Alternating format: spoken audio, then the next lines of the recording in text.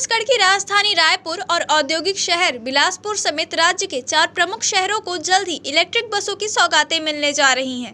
प्रधानमंत्री ई बस योजना के तहत रायपुर में 100 और बिलासपुर में 50 ई बसें संचालित की जाएंगी। इस योजना का उद्देश्य न केवल शहरी परिवहन व्यवस्था को सुदृढ़ करना है, बल्कि बढ़ते वायु प्रदूषण को भी कम करना है। योजना को लेकर प्रशासनिक तैयारियों में तेजी आई है और आवश्यक बुनियादी ढांचा विकसित किया जा रहा है। रायपुर, बिलासपुर, कोरबा और दुर्ग भिलाई जैसे प्रमुख शहरों में कुल 240 इलेक्ट्रिक बसों को उतारा जाएगा। यह कदम न केवल यात्रियों को एक सस्ती, सुरक्षित और पर्यावरण में अनुकूल यात्रा विकल्प देगा, बल्कि सार्वजनिक परिवहन की गुणवत्ता को भी बढ़ाएगा। एक्सपर्ट के मुताबिक इस योजना से ट्रैफिक जाम, प्रदूषण और डीजल पर निर्भरता जैसी समस्याओं में काफी हद तक कमी आएगी।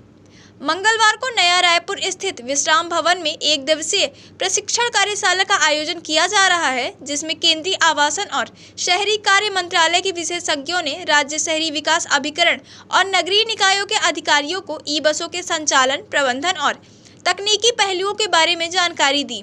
बिलासपुर नगर निगम के कार्यपालन अभियंता अनुपम तिवारी और सहायक अभियंता नीलेश पटेल भी इस कार्यशाला में शामिल हुए।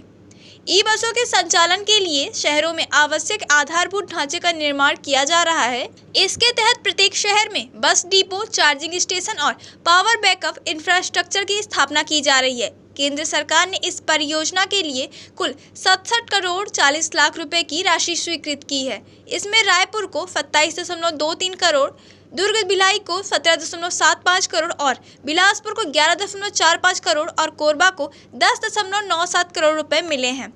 बिलासपुर में 50 नई ई बसों की शुरुआत से न केवल यात्रियों को बेहतर सुविधा मिलेगी, बल्कि शहर की सड़कों पर ध्वनि और वायु प्रदूषण भी घटेगा। इसके अलावा शहर के बस डिपो और चार्जिंग इंफ्रास्ट्रक्चर को भी आधुनिक तकनीकी से लैस किया जाएगा। इससे रोजगार के अवसरों में भी वृद्धि होगी और इलेक्ट्रिक वाहनों को बढ़ावा मिलेगा।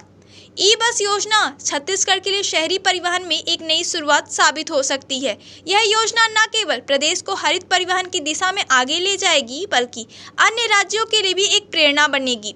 अगर योजना का क्रियान्वयन सही तरीके से होता है तो आने वाले वर्षों में छत्तीसगढ़ को प्रदूषण मुक्त और स्मार्ट ट्रांसपोर्ट सिस्टम वाला राज्य बनते देर नहीं लगेगी। अब देखना यह है कि कब तक में ई बसों की शुरुआत हो सकती है।